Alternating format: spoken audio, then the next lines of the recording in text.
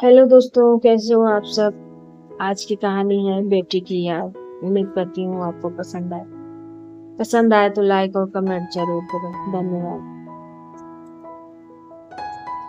शहर की भीड़ भाड़ से दूर एक शांत कस्बे में रहते थे विनोद बाबू। रिटायर हो चुके थे, उम्र ढल रही थी, लेकिन उनकी आंखों में अब भी एक चमक थी, अपनी बेटी सिया की यादों की चमक।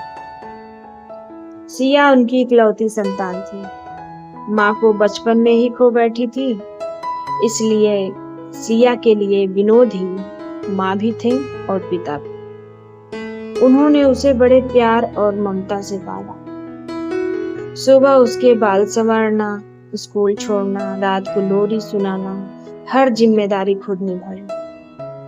सिया भी पिता से बेहद जुड़ी थी। उसकी छोटी सी दुनिया बस अपने बाबा में सिमटी थी। स्कूल में जब माई मदर पर निबंध लिखना होता तो सिया चुपचाप अपने पिता की तस्वीर बना देती और नीचे लिखती, मेरे बाबा ही मेरी माँ। वक्त के पंख होते हैं, उड़ता चला गया। सिया बड़ी हुई, पढ़ाई में तेज निकली, स्कॉलरशिप मिली और वह विदेश पढ़ने चली गई। पहले पहल हर रोज फोन आता, वीडियो कॉल होती, लेकिन फिर वो अंतराल बढ़ने लगा। विनोद बाबू दीवार की घड़ी की तरह समय गिनते रहते। आज सिया का फोन आएगा, आज उसका जन्मदिन है, शायद याद हो। ऐसे कई इंतजारों में दिन बीतते रहे। फिर एक दिन चिट्ठी आई। सिया की शादी हो गई थी, विदेश में, एक विदेशी से। उसने लिखा था, बाबा मैं जानती हूँ कि आपको बताना चाहिए था, लेकिन सब बहुत जल्दी हुआ। मैं खुश हूँ और उम्मीद करती हूँ कि आप भी खुश रहेंगे। उस दिन विनोद बाबू ने कोई आंसू नहीं बहाया, लेकिन उनकी आंखें सूख गईं, जैसे आंसुओं का स्रोत ही सूख गया हो। अब उनका दिन नीम के पेड़ के नीचे बैठकर गुजरता। हर गुजरने वाले से कहते, मेरी बेटी विदेश में है, बहुत बड़ी अफसर बन गई है, अब हम उसे हमारी जरूरत कहाँ। गांव के बच्चे कभी कभी उन्हें चिढ़ाते, दादाजी आपकी बेटी आपको भूल गई।